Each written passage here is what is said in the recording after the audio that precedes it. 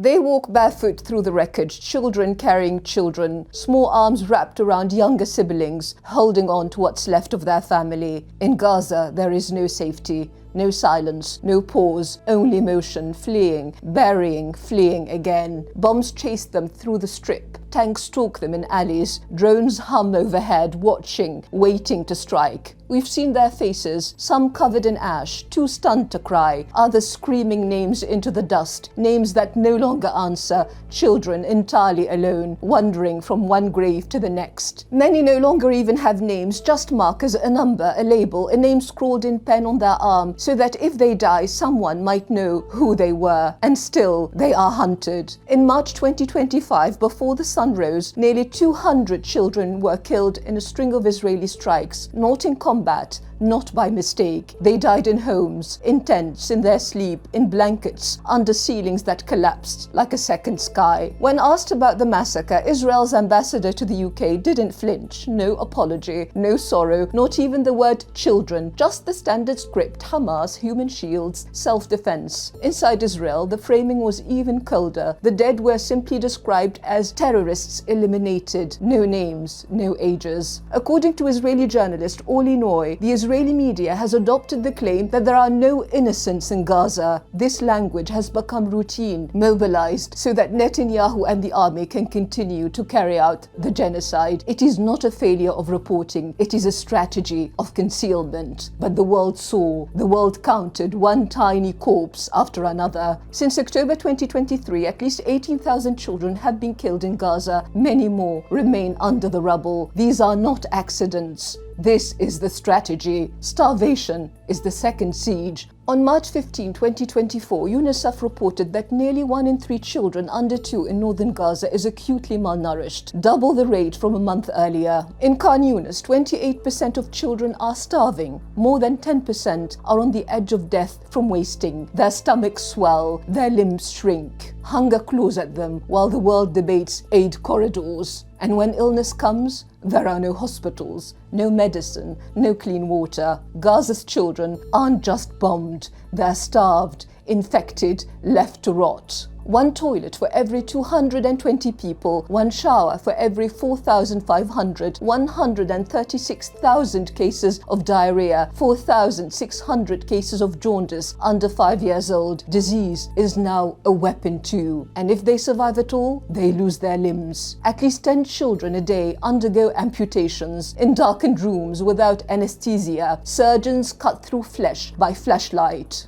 Gaza now has the highest number of child amputees per capita in the world. What kind of war produces a generation of children with no legs? What kind of state wages that war and calls it self-defense? There's even a new term in Gaza's hospitals, WCNSF, wounded child, no surviving family, scribbled in panic on charts, kids pulled from rubble, orphaned, alone, burned, bloodied, no one left to say their name. And while Gaza's children are buried or broken, in the West Bank they're bound and silenced. Each year, 500 to 700 Palestinian children are arrested by Israeli forces, some as young as 12. They're dragged from their beds at night, blindfolded, zip-tied, interrogated alone, no parents, no lawyers, beaten, threatened, forced to sign confessions, often in Hebrew, a language they don't understand. The most common charge? Throwing stones. In February 2025, 14-year-old Maiming Fahad Salahat became the youngest Palestinian held under administrative detention. No charges, no trial, secret evidence neither he nor his lawyer can see. His detention can be renewed indefinitely.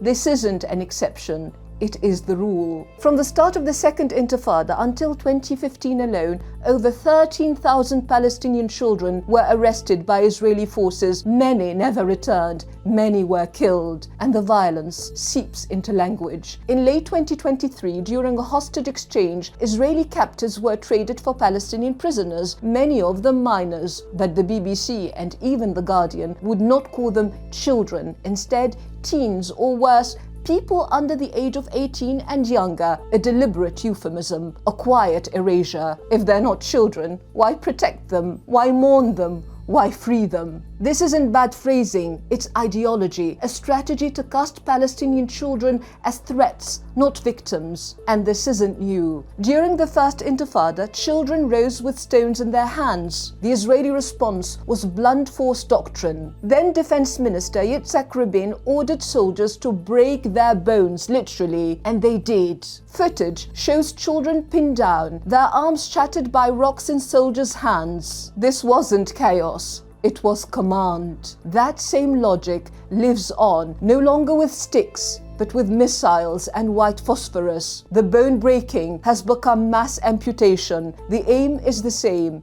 to cripple the future. In 2000, the world watched as 12-year-old Mohammed al-Durra was shot beside his father. The boy is dead, his father screamed, but the sniper didn't stop. The footage was broadcast. Israel denied, spun, blamed, but the truth held. A child was executed while the world looked on. Then came Faris Oudi, 14 years old, a stone in his hand, a tank in front of him. His photo became iconic. His death came days later. He was shot in the neck. The targeting of children isn't incidental, it's doctrine. Dir Yassin, Tantura, Qana, Bahr al-Baqar. Since 1948, Palestinian children have never left Israel's hit list. Even in moments of supposed calm, the killing continues. In 2015, Israeli settlers firebombed the Dawabshi family home. 18-month-old Ali was burned alive. Later, Israelis danced at a wedding, stabbing a photo of the dead baby in celebration. Today, Israeli politicians and rabbis speak of Palestinian children as enemies. One rabbi called for killing them without hesitation. A member of the Knesset declared Gaza's children had brought this upon themselves. Netanyahu invoked the Book of Samuel to frame mass death, including the death of children, as a divine duty. The UN Committee on the Rights of the Child said the outrageous death of children is almost historically unique. In 2014, during a previous onslaught, British journalist Jon Snow returned from Gaza and delivered a message that still echoes. I saw the aftermath of a massacre of children. I don't think I had ever seen anything like it. I can tell you now, no one who saw what I saw could ever support what is happening there. Children who should live but have died instead. The world saw, and still, the small bodies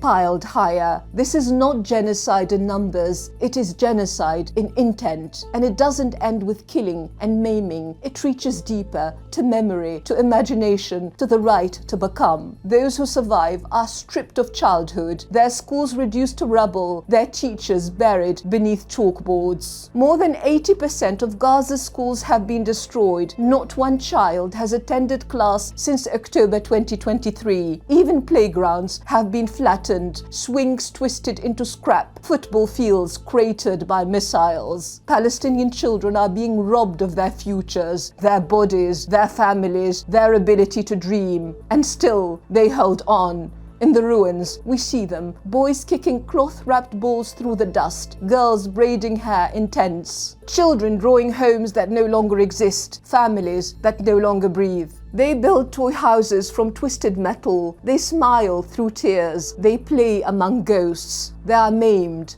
traumatized, haunted, rocked to sleep by the memory of classmates now buried. And still they try to play. Still they try to learn. Still they go on. Because Palestinians love life fiercely, defiantly. They cling to it through smoke, through rubble, through every attempt to extinguish them. What we are witnessing is a war on children, on progeny, on lineage, on continuity. Its aim is not just domination, it is erasure of the present, of the future. Golda Meir, born in Ukraine, once a holder of a Palestinian passport and later Israel's prime minister, offered this reassurance to fellow colonizers: the old will die and the young will forget. But they did not forget. The old died, but not before passing down the names of villages, the stories of trees, the keys to locked doors, the map etched in memory. The young inherited all of it, the love of the land and the right to return, and for that,